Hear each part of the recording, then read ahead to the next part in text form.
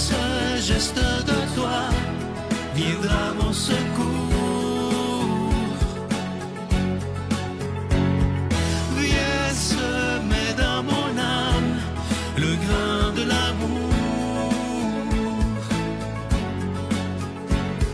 Je traverse un désert et je meurs de soif.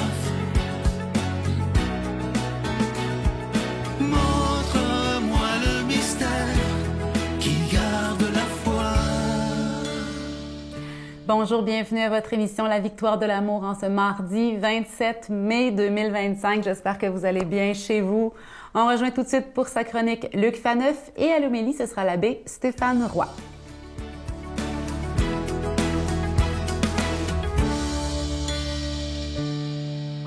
Merci de votre belle fidélité. En tout cas, votre fidélité, j'allais dire fait ma fidélité, mais je vais surtout dire fait mon bonheur, fait notre bonheur. Alors, on travaille, on fait tout ça pour vous. Merci d'être là, de nous soutenir, surtout de prier pour nous. Une question redoutable. Écoutez bien, est-ce que le fait de ne pas croire, autrement dit les incroyants, en l'existence de son âme, le fait que les incroyants ne croient pas qu'ils ont une âme, peut les empêcher d'être vraiment heureux? Fait mal ça, hein? Vous croyez pas que vous avez une âme? Voilà, vous êtes peut-être malheureux à cause de ça. Je vous explique. Une évidence. Vous et moi, tout le monde, tous les êtres humains sur la Terre, on désire être heureux. Comment est-on heureux? Ah là là, la grande question. J'ai pas 3 heures, on fera pas de philosophie. Mais essentiellement, être heureux, c'est quoi? C'est combler ses besoins de base. Et puis là, il y a des psychologues, dont un qui s'appelait Maslow, il aurait pu s'appeler Tremblay, qui a fait sa pyramide, on appelle la pyramide de Maslow, sur les besoins de base. Puis là, ça monte comme ça. Premier tout en bas, physiologique. J'ai pas faim, j'ai pas soif, j'ai un repos, j'ai un toit sur la tête. Fine, j'ai besoin de ça. 2, j'ai besoin de sécurité. Me sentir en sécurité, être capable de faire confiance. 3, j'ai besoin d'appartenance. Je veux faire partie d'un groupe, je veux me sentir aimé, compris, tout ça. 4, ça commence à monter. J'ai besoin d'estime. J'ai besoin de sentir que je suis utile, que j'ai de la valeur aux yeux des autres, de ma famille, de la société. 5, la réalisation de soi. Développer mes compétences, développer mes valeurs, puis tout ça. Ça, c'est la pyramide, je suis allé très, très vite, des 5 besoins fondamentaux. Vous savez quoi? Il y a un paquet de nos contemporains, sur les 5 niveaux, ils ont grosso modo comblé leurs besoins. Ils ont de belles jobs, ils ont une famille qui les aime, ils ont tout ça, tout ce que j'ai nommé. Pourtant, il me semble que je suis malheureux. Il me semble qu'il me manque quelque chose. Qu'est-ce qui manque? Je ne le sais pas. Je vais aller voir un psy, je vais prendre des pilules, je vais sniffer de la coke, je vais aller gambler. Il me manque l'adrénaline, je vais me payer un tout inclus. Qu'est-ce qui manque? Allô? Il manque peut-être l'essentiel. Il manque que tu as oublié que si la nature t'a créé avec 2 bras, 2 jambes, c'est parce que ça doit servir, ça doit servir, ça doit servir.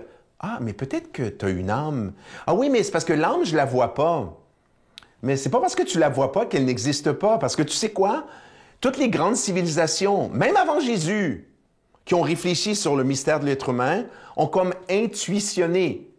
Il me semble que, je le sens, on est plus que de la matière. On a une âme. On a une composante spirituelle et que, cette composante spirituelle-là, elle existe. Et si elle est là, c'est qu'elle sert à quelque chose. Si j'ai une main, c'est qu'elle sert à quelque chose. L'âme, c'est quoi? L'âme, c'est le Luc. Là, vous voyez Luc dans son enveloppe corporelle. Vous percevez un peu de mon âme. Mais le Luc spirituel, si je meurs dans 1 seconde, le Luc spirituel, c'est ça. C'est le condensé de mon être dans son mystère. C'est ça l'âme.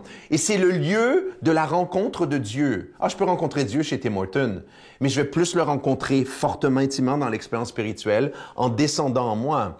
Or, le besoin de mon âme, c'est d'entrer en relation avec Dieu.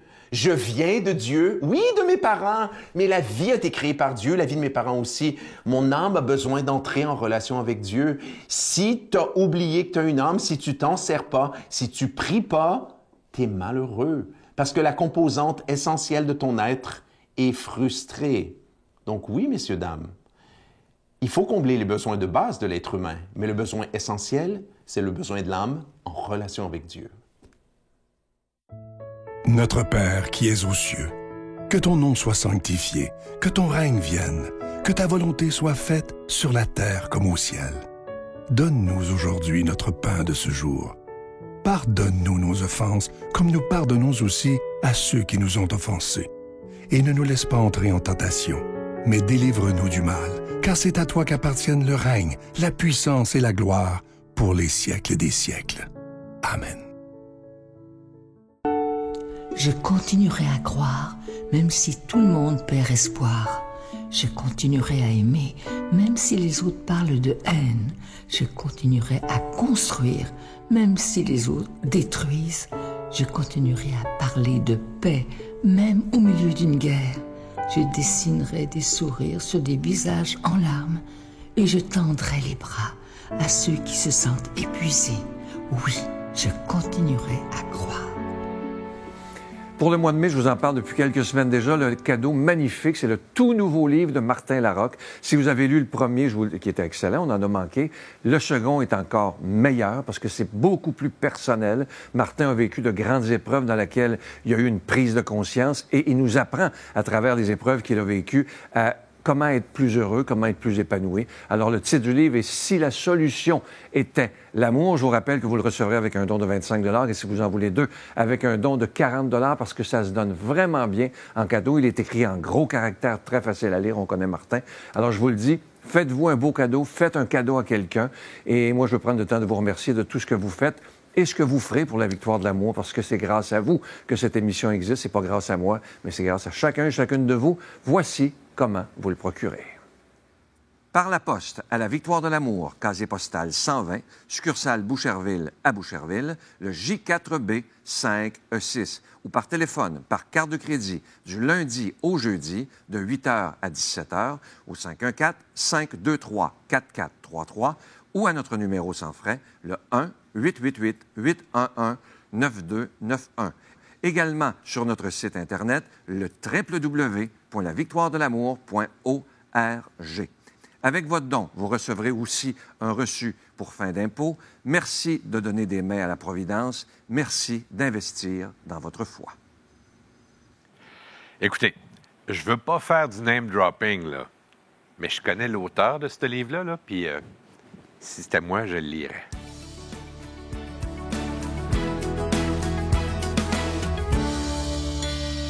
Mon Dieu, donnez-moi la sérénité d'accepter les choses que je ne peux changer, le courage de changer les choses que je peux et la sagesse d'en connaître la différence.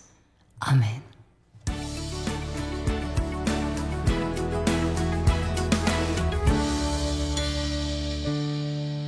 Bonjour à toi, bon mardi.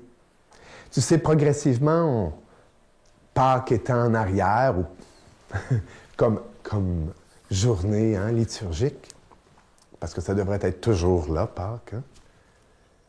On se prépare liturgiquement à vivre l'Ascension et la Pentecôte. Et Jésus, donc, dans les textes qui nous sont proposés, nous prépare, à ce qu'il s'en aille, à ce qu'il se retire. Et c'est là qu'il va dire, il vous est préférable, il vous est avantageux. Il est mieux pour vous que je m'en aille. Parce que si je ne m'en vais pas, vous ne recevrez pas l'Esprit. Ça peut être mal vu en disant que, il faut qu'il y en ait un qui s'enlève pour que l'autre vienne. Et ce n'est pas ça. C'est que Jésus, malgré qu'il est ressuscité, il est là, ils le tiennent. Rappelle-toi Marie-Madeleine, elle se garoche ses pieds de Jésus ressuscité, Rabouni. Puis Jésus se retire. Non. C'est que Jésus veut nous amener à une religion, pas où on peut se passer de lui.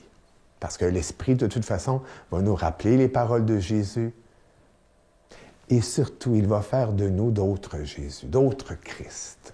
Peut-être pas d'autres Jésus, parce que Jésus avait sa personnalité, mais d'autres Christ. D'autres Christ dans le sens que d'autres personnes de l'Esprit, d'autres hommes, d'autres femmes, transformés par l'Esprit, et du fait même est bien porteur d'une parole de vie, d'une parole d'espérance, d'une parole qui fait en sorte qu'on avance.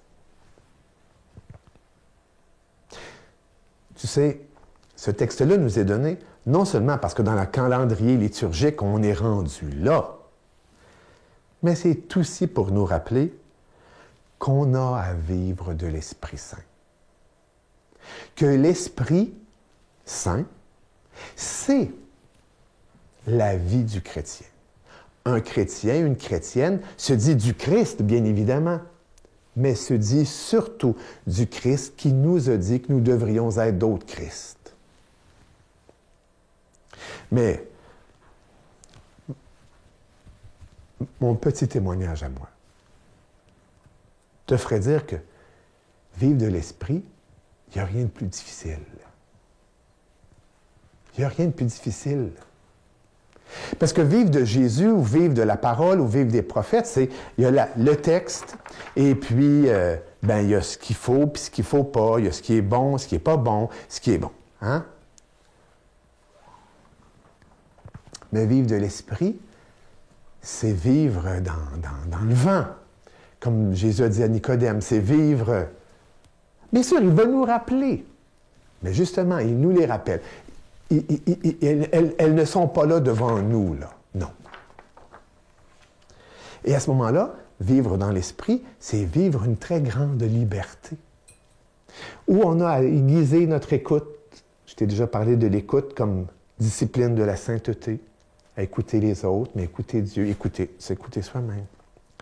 Vivre de l'Esprit, c'est aussi toujours se maintenir dans une liberté qui fait en sorte qu'on ne se fiche pas. Parce que Jésus a dit à Nicodème, le vent, tu ne sais ni d'où il vient ni où il va. C'est que le vent peut venir de là, puis il peut vouloir t'en aller par là. Mais si tu penses que le vent s'en va par là, puis il va par là, tu vas te tromper. C'est qu'il faut que tu sois très libre. Sinon, eh bien, ça va casser à quelque part. Et c'est pour ça que Jésus nous invite à une certaine pauvreté, à une certaine attitude intérieure qui fait qu'on est docile. Mais pas d'une docilité là, qui est là puis on veut écouter les paroles du maître. Là. Non. Une docilité qui fait qu'on est le contraire de la rigidité. Une docilité qui est souplesse. Oh, que la souplesse se travaille, madame, monsieur.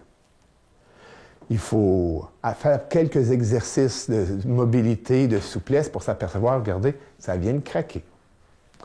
Eh bien, demandons à Jésus, demandons à l'Esprit de nous aider à vivre comme chrétiens et à vivre justement cette docilité. Amen. Je vous salue Marie, pleine de grâce. Le Seigneur est avec vous. Vous êtes bénie entre toutes les femmes, et Jésus, le fruit de vos entrailles, est béni. Sainte Marie, Mère de Dieu, priez pour nous pécheurs, maintenant et à l'heure de notre mort. Amen.